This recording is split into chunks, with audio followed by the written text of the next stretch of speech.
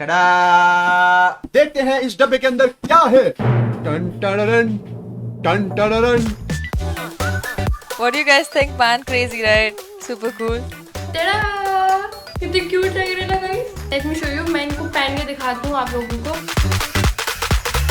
Guys, मेरी तो Crocs के साथ बहुत ही ज़्यादा याद है। मैं बचपन में पहनती थी। So I had one mode, which was my chill mode when these things were up. मेरा दूसरा mode था the combat mode when these were down. Build quality, design और इतने light weight. This is my favourite colour.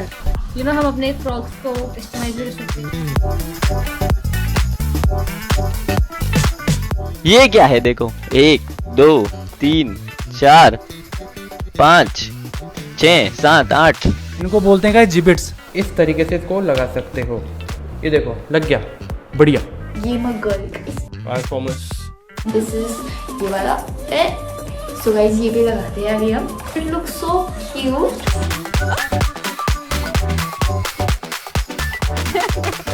चलिए इनके website पे चलते हैं अब। So that's their website.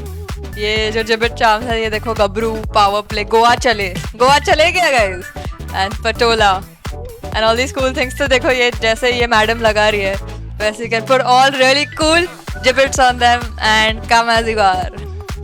Thank you so much, Crocs, for sending me these. Thank you. Thank you so much. Thank you so much, Crocs.